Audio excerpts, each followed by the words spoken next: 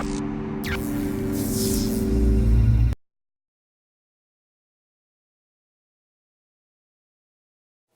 my name is Christina Roberto, and I'm an assistant professor of medical ethics and health policy at the Perelman School of Medicine at the University of Pennsylvania. In this talk today, I'll be describing an approach to research called strategic science. The ideas I'm talking about are based on a 2015 paper in the journal The Lancet that I co-authored with Kelly Brownell at Duke University. Now, Kelly was my graduate mentor, and he was really the one who trained me in this approach.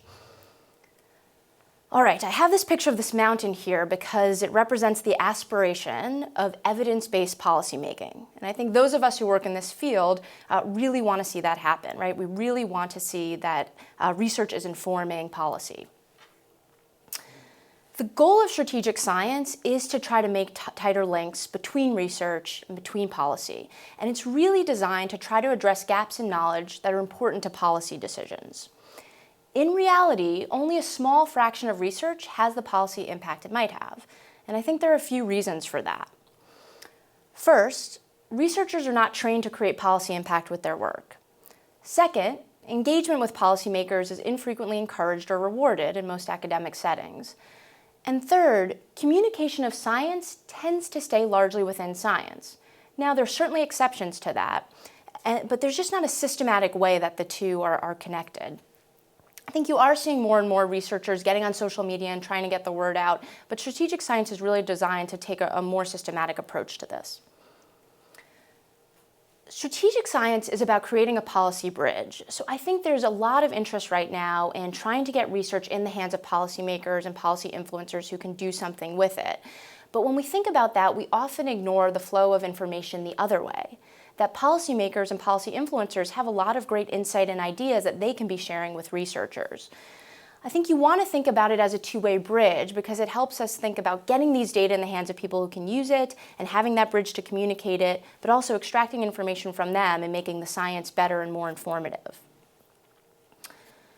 I want to walk through the model of strategic science that I've been using in my own research, and I'm going to go through the 4 steps quickly here, and then I'll describe them in some more detail in a moment.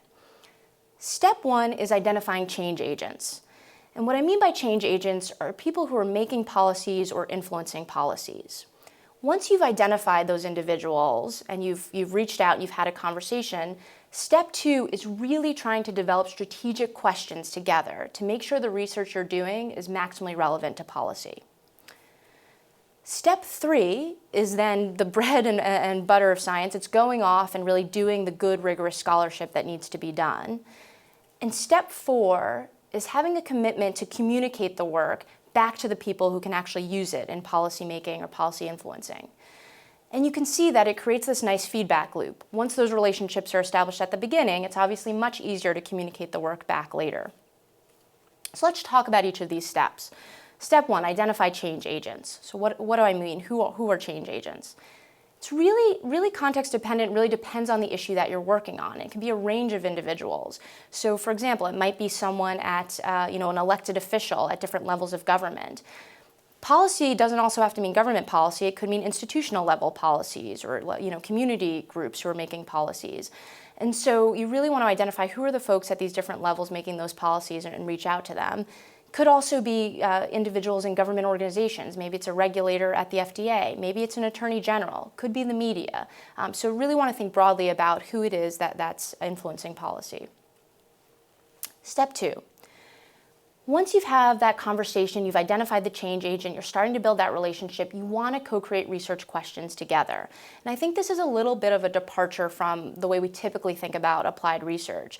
Often we're trying to intuit what we think is a really interesting policy relevant question. What strategic science brings into the mix is really getting insight from people who are doing the work day in and day out and are on the ground and having them join that conversation.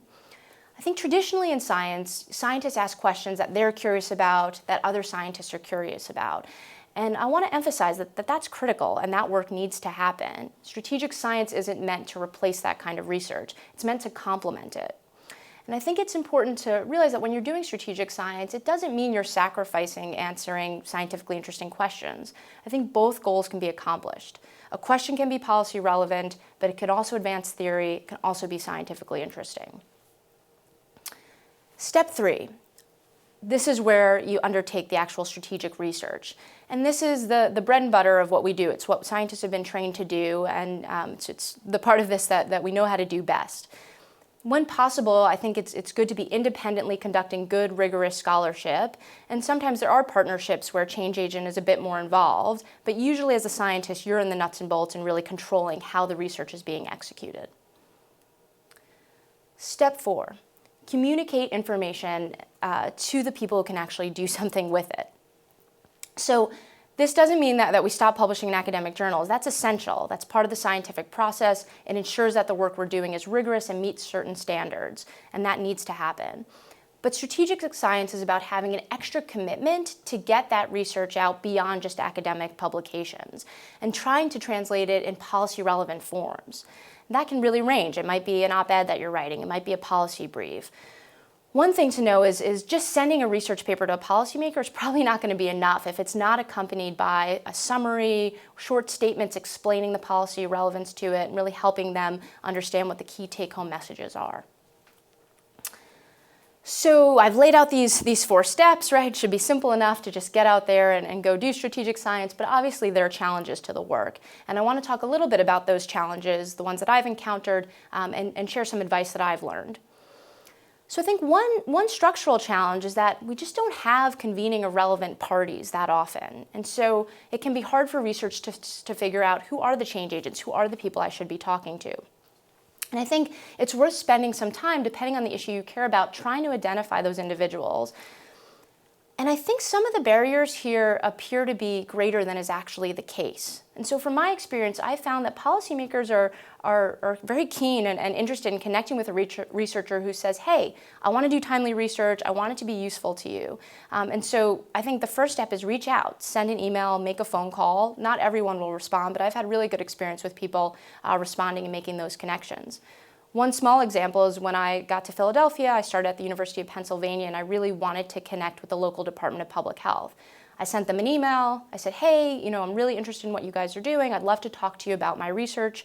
Went down there, gave a talk, and really emphasized the strategic science approach and that I wanted to partner with them. And that's led to a number of really fruitful collaborations.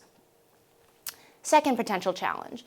I think we need better means of communicating scientific evidence. So I was in a really lucky position when I trained in graduate school. I was at the Rudd Center for Food Policy and Obesity, and it was a center dedicated to this kind of work that had the infrastructure to help me communicate research. There was a full-time communications team, there was a full-time policy person working to build relationships. I'm at a stage now in my career, I'm no longer at that center. I'm in a place that looks much more like a traditional academic setting, and I don't have that kind of infrastructure. But there are a few bits of advice that I can share if you're in a place that looks more like where I'm at now. So one, universities, colleges, they have communications team, and I think it's important to reach out, let them know about the work that you're doing, give them a heads up when you have a paper coming out so that they can turn it into a press release and work with you on getting the word out. Two, a lot of universities now have centers who care about this kind of work, and they're trying to build this capacity. So I think becoming affiliated and identifying centers that are a good fit for your work and really letting them know what you're working on is really valuable.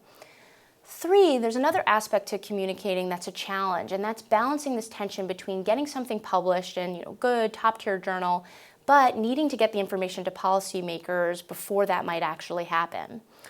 And this is a delicate balance, and one way that I've tried to handle this that I think has gone well is letting journals know ahead of time that there's this timeline, maybe there's a vote coming up or there's a hearing, you're working on this policy relevant issue, and you want to know, would they be interested in considering it, and could they do a rapid review of it?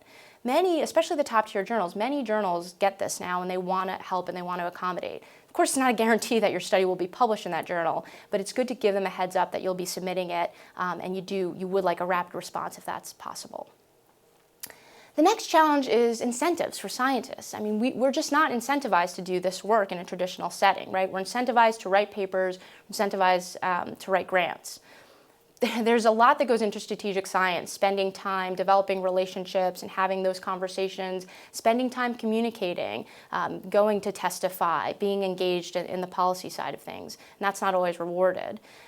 So I think that is changing. I think more places care about that, and we're going to see more and more of that being rewarded in the future. One thing as a junior faculty member that I've been trying to do, though, is simply just document the policy impact I've been having. I think a lot of universities care more and more about the social impact that their researchers are contributing to the world. The next challenge is funding. Now, I know that's a challenge pretty much for any scientist, no matter what flavor of science you're doing. But for strategic science, one real challenge is access to rapid response funds, right? So we're often trying to be nimble and answer questions that come up in a timely way.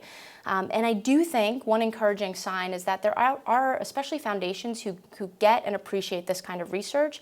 The Robert Wood Johnson Foundation is an example of someone, for the work that I do, has been really great about trying to provide mechanisms to disseminate, review grants and get the funding out quickly. The NIH has also moved to do some of this. So in my own field of nutrition policy research, they now have a time-sensitive obesity policy mechanism where they're trying to get funds to researchers more quickly so they can be on the cutting edge of policy research.